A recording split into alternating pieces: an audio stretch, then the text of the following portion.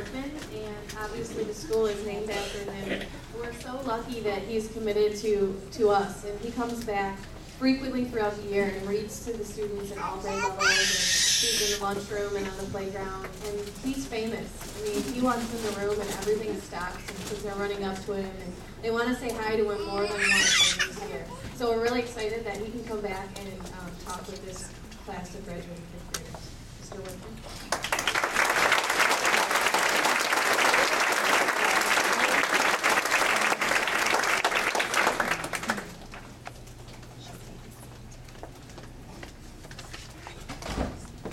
Talk about being lucky and excited about being here.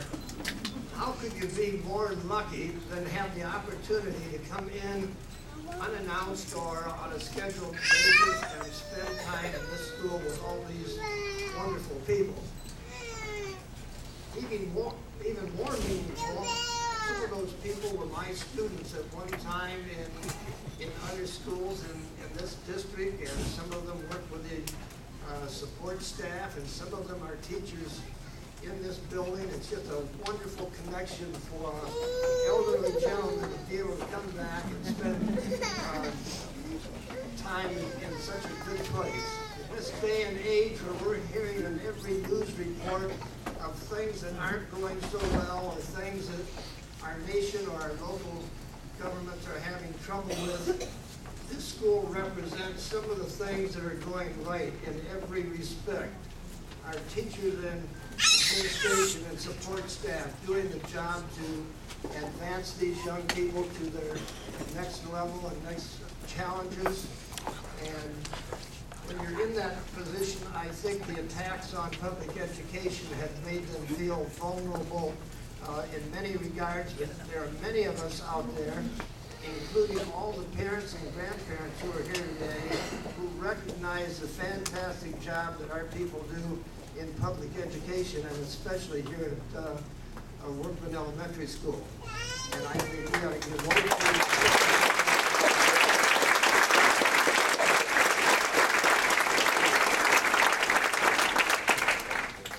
and to the boys and girls in the 5th grade, soon to be 6th grade, and middle school, I just want to remind you that you didn't get to this lofty position all by yourself.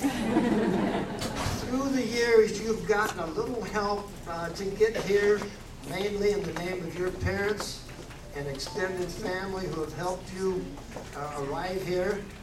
And then there have been a whole number of teachers and support people in the schools that have helped you arrive to this point.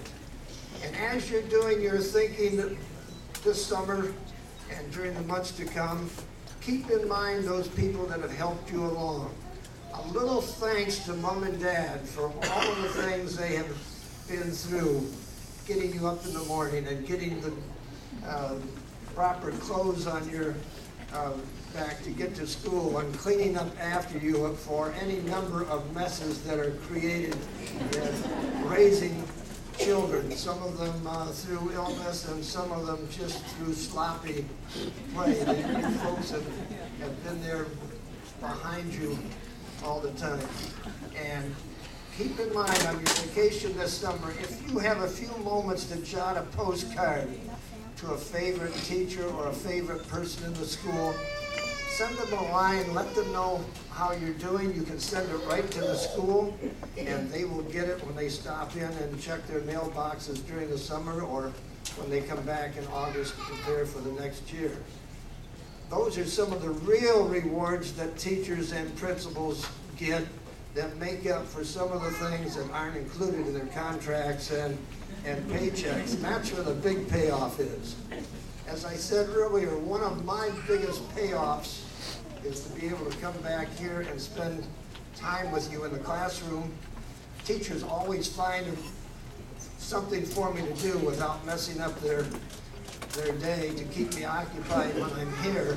But I get to spend the whole lunch period with the boys and girls in the lunchroom doing the things that I did for 35 years, and miss when you can't come back in here and open pudding cans and splash a little milk on my slacks, or have people stand on my shoes while they're they're talking to me, those things that really mean a lot to somebody who's been working with boys and girls for 35 years during his career. Mrs. Workman reminded me this morning that probably the boys and girls would want to know what school was like when I was in the 5th grade, getting ready to go to the 6th grade. And as I thought back, we had our own technology burst right after World War II when President Truman was leading us out of a foreign situation, and we were recovering, and there was pictures going through the airwaves that you could tune into on a big box with a 10.5 or a 12-inch screen, and it was called television.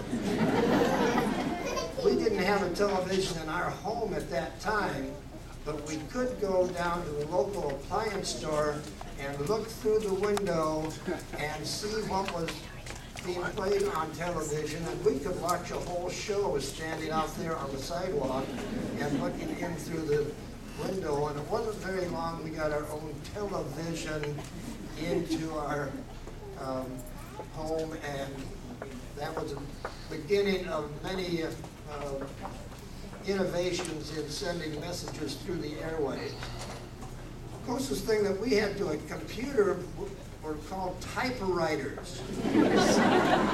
Typewriter is not a word that you hear anymore, and I have checked in some of the dictionaries in our classrooms here. It's still in the dictionary, but it's not a word that you hear. Typewriters had keys much like a keyboard on a computer, and you could send messages not through the airwaves, but you could type the message and then put it in an envelope, put a stamp on it, and send it through the U.S. Postal Service. We can still do that, but no longer can we do it for 3 cents.